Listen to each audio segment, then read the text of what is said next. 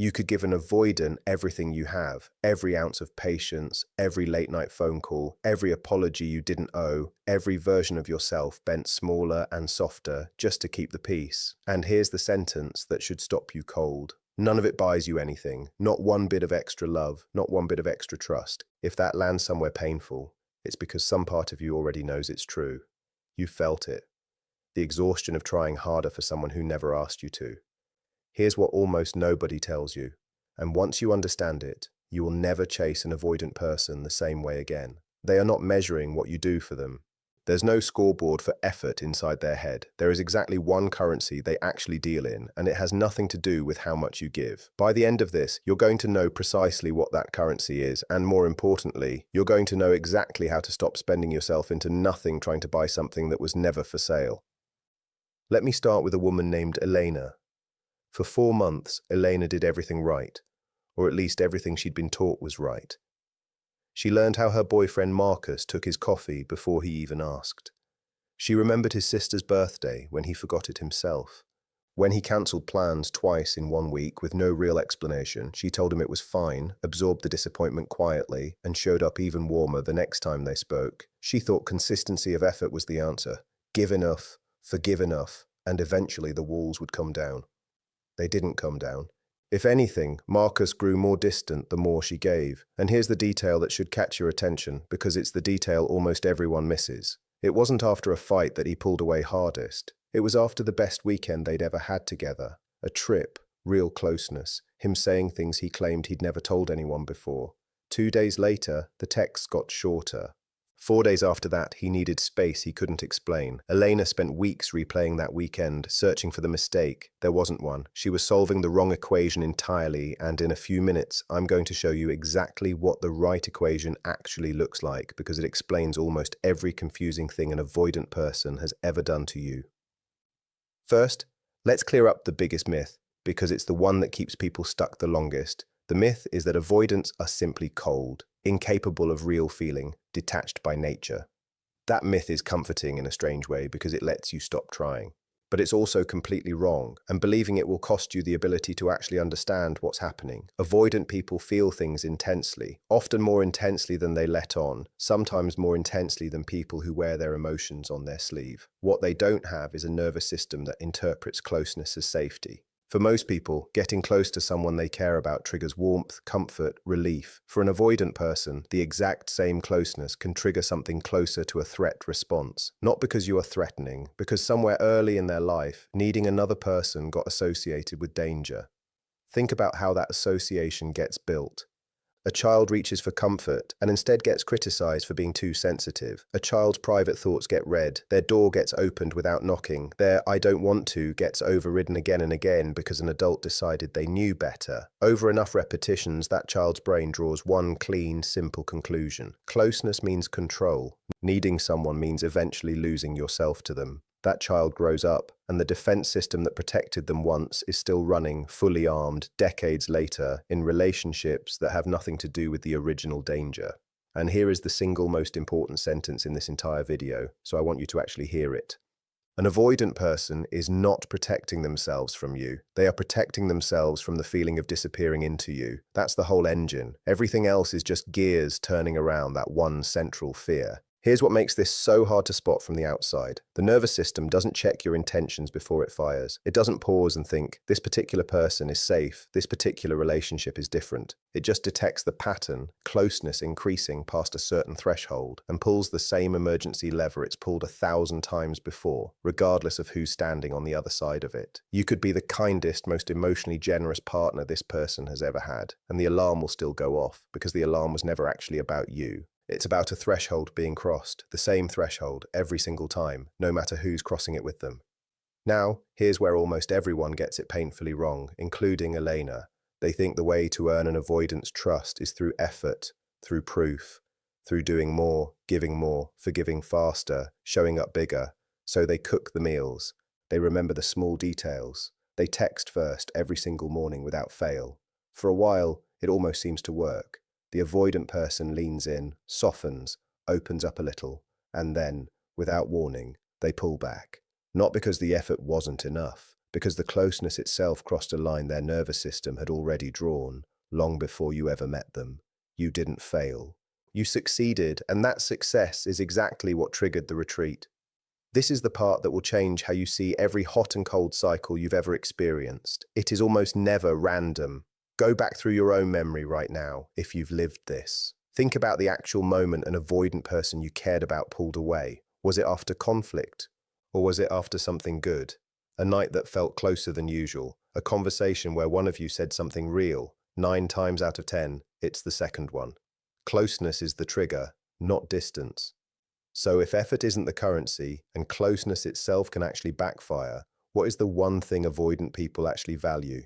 Here it is, and it's smaller and stranger than most people expect. They value whether being near you feels like freedom or whether it feels like a cage. That's the entire measurement, not how much you've given, not how patient you've been, just that one quiet, constant question running in the background of their mind. Do I still feel like myself around this person, or am I dissolving into what they need from me? Every confusing behavior you've ever seen traces back to that single question, the sudden coldness, the mixed signals, the way they can seem completely locked in one week and unreachable the next. It isn't manipulation most of the time. It's a nervous system doing exactly the job it was built to do a long time ago, in a completely different context, with a completely different person, running the same old program on you by accident. I want to pause here and say something clearly, because understanding this is not the same as excusing it. You can fully understand why someone behaves a certain way and still decide, honestly and without guilt, that it's not something you're willing to keep living inside of. Both of those things can be true at the exact same time. This isn't a video giving anyone a pass. It's a video giving you the actual mechanics, so you stop quietly blaming yourself for something that was never a referendum on your worth. Because that's the real damage. Not the cancelled plans, not the silence. The way it slowly convinces you that if you were just a little more patient, a little less needy, a little smaller, they'd finally choose you the way you chose them. That thought is a trap, and it's one of the most expensive traps a person can fall into because it doesn't just cost you time. It costs you pieces of yourself, handed over one accommodation at a time, hoping smaller would finally be safe enough to be loved completely. Now let's go back to Elena, because her story is about to teach you something most people never figure out until years too late. After Marcus pulled away that final time, Elena did what her instincts screamed at her to do. She reached out more, explained herself more, apologized for things that weren't hers to apologize for, and every single time she did, something got worse, not better.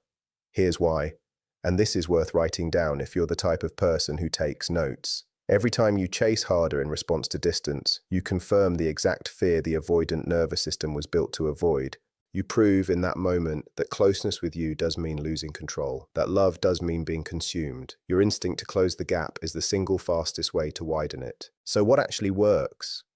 If effort backfires and chasing backfires, what's left? The answer is consistency without demand. Avoidant people don't trust big declarations. They've usually heard plenty of those already, from themselves and from others, and words alone rarely move that old alarm system. What they trust is pattern, observed quietly, over real time, without ever being pressured to respond to it. When you say you'll do something small, and you simply do it, without turning it into a performance, that registers. When you have a hard day, and you handle it like an adult instead of turning it into a crisis that requires their emotional rescue, that registers. When you're upset with them, and you say so plainly, without collapsing and without exploding, that registers louder than almost anything else you could possibly do. What they are quietly watching for, whether they could ever say this out loud or not, is proof that you will still be okay, even when they're not perfect. Proof that you won't fall apart if they need a night alone. Proof that your entire emotional weather system doesn't depend on their attention. That is the actual signal that tells their nervous system it might be safe to come closer, not your love, your stability. I know that's a hard sentence to sit with, because it runs directly against every instinct you have. Every fiber of you wants to reach out the moment they pull back. Text again, explain again, prove one more time exactly how much you care. And every single time you give in to that instinct, you accidentally confirm the very fear driving the retreat in the first place. There's a trap hiding inside this insight too, and I want to name it clearly because plenty of people fall straight into it after learning exactly what I just told you. Some people hear consistency without demand and turn it into a strategy. They start pulling back on purpose, not because they genuinely need space, but because they're hoping it will provoke a reaction, make the avoidant person chase them instead. Sometimes that works for a few days. Relief can look a lot like interest from the outside. But avoidant people are often unusually good at sensing incongruence, at feeling when calm is a performance covering something anxious underneath. You cannot fake this convincingly for long. The only version of space that actually builds trust is space you take because you genuinely need it, not space you're weaponizing to get a response. One is honest distance. The other is a trap disguised as maturity, and on some level, most people can feel the difference even if they can't explain it. Here's a simple way to know which one you're actually doing. Ask yourself, honestly, what you're hoping happens while you're pulling back. If the answer is, I hope they miss me and reach out, that's strategy, and it's aimed at their reaction. If the answer is, I genuinely need these few days to feel like myself again, regardless of what they do with it, that's real space, and it's aimed at your own well-being. The behavior can look identical from the outside. The internal orientation is completely different, and that difference is exactly what tends to leak through in tone, in timing, in the 100 small ways people unconsciously broadcast what they're actually waiting for. Here's something else worth knowing, because it explains a specific kind of confusion almost everyone in this situation describes eventually.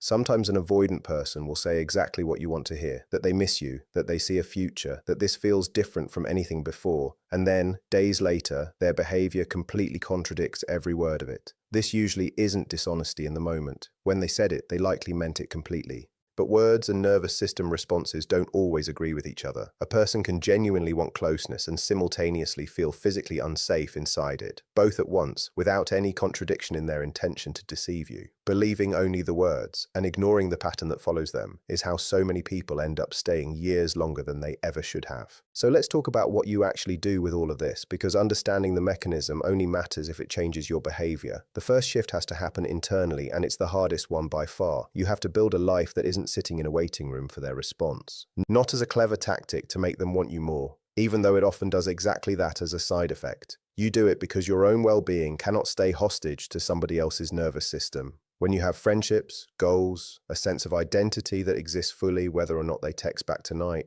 something shifts in how you show up. You stop negotiating from fear. You stop refreshing your phone every few minutes. And ironically, that's the exact environment where an avoidant person can finally exhale, because you've stopped feeling like a cage, even though you never meant to feel like one in the first place. The second shift is in how you ask for things. Avoidant people respond badly to guilt and worse to ultimatums delivered in anger. What actually lands is calm, specific, low-pressure honesty, not "you never make time for me," which sounds like an accusation wrapped in a feeling. Instead, something closer to "I'd really like to see you twice this week if that works." One is a demand wearing the costume of an emotion. The other is a clear invitation with no trap in it. Their nervous system hears that difference instantly, even if their conscious mind never consciously registers why one felt so much easier to say yes to. The third shift is learning to let them take space without collapsing into anxiety every time it happens. This is genuinely one of the hardest skills to build, especially if you lean anxious yourself, because space can feel exactly like rejection even when it isn't. But if you can let someone have room without punishing them for taking it, and without quietly resenting them the entire time they're gone, you send the clearest possible signal that closeness with you doesn't have to mean losing themselves. That's the exact thing they've spent their whole life protecting against, and you just disproved it without saying a single word. Now, I need to tell you something honest, because I'm not going to leave you with a false promise wrapped up in a neat bow.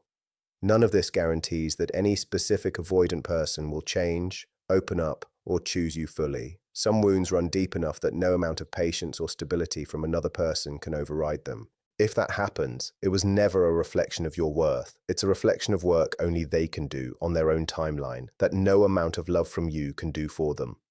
There's a specific moment worth watching for because it tells you almost everything about whether someone is actually healing or simply cycling in place. Watch what happens after you give real space, without chasing, without a performance behind it. Someone doing genuine work will eventually come back softer, more present, sometimes even naming what happened in their own words. Someone who isn't doing that work will simply disappear further, quietly relieve the pressure lifted, with no real intention of closing the distance they created. In the first few days, both reactions can look identical. The difference only reveals itself in what happens after that. This is why patience needs a limit, not a punishment, just an honest honest limit you set for your own sake, so you're not waiting indefinitely for someone who has already, quietly, chosen distance over intimacy.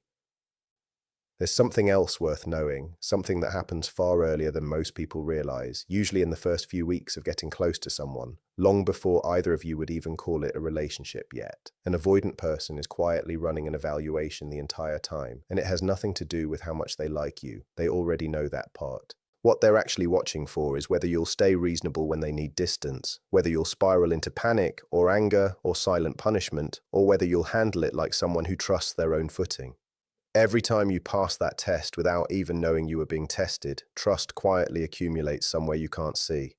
Every time you fail it, by chasing, by spiraling, by making them pay a small emotional price for taking space, the wall goes back up, and sometimes it goes back up permanently. This entire evaluation happens in the background, in the small, unremarkable moments neither of you would ever think to point to later as the moment that mattered. A cancelled plan handled with grace instead of guilt. A quiet weekend apart that didn't turn into an interrogation afterward. These moments feel like nothing while they're happening. They are, in fact, almost everything. Elena eventually found her limit, not in a single dramatic conversation, but slowly, across months of noticing the same pattern repeat itself without change. And when she finally stopped chasing, stopped explaining, stopped shrinking, something interesting happened. Marcus, for the first time in the entire relationship, reached out first, unprompted, and tried to talk about what he'd been avoiding for months. It didn't fix everything overnight, but it was the first real crack of honesty in a relationship built almost entirely out of performance and retreat, and it only appeared once Eleanor stopped making herself smaller to earn it. Elena's story is one side of this, but if some of what I've described has felt uncomfortably familiar, not because of someone you're loving, but because of how you operate, that's worth sitting with too. Recognizing your own avoidant patterns isn't a diagnosis, and it isn't an insult. It's information, and it's some of the most useful information you'll ever get about yourself, because it means you get to choose differently before the pattern quietly costs you something you actually wanted to keep. If that's you, hear this clearly. Wanting space doesn't make you broken. Needing room to feel like yourself is a completely legitimate need, not a character flaw you have to apologize for. The work was never pretending you don't need distance. The work is learning to name that need out loud, directly and kindly, instead of vanishing without a word and leaving someone who cares about you sitting there wondering what they did wrong. That single shift, saying, "I need a night to myself," instead of just disappearing, can change the entire trajectory of a relationship because it turns a silent threat into an honest, survivable request. I want to leave you with the thing that actually matters most here, because it's easy to walk away from a video like this thinking the goal is learning the right formula to finally get someone to choose you. That was never the actual goal. Avoidant people don't register love through effort. They register it through safety, through the slow, repeated proof that being close to you doesn't mean losing themselves. That's the one thing. Not the meals you cooked, not the patience you spent, not the 100 small sacrifices you made hoping they'd finally notice. Just whether they feel free or trapped standing next to you. So stop trying to earn love through exhaustion. Stop mistaking your own shrinking for someone else's safety. Build a life steady enough to stand on its own, whether they respond in 5 minutes or 5 days. Not as a trick to make them want you more, though it very well might, but because you were always allowed to feel whole with or without their approval. That was true before you ever met them, and it will still be true no matter what they decide to do next.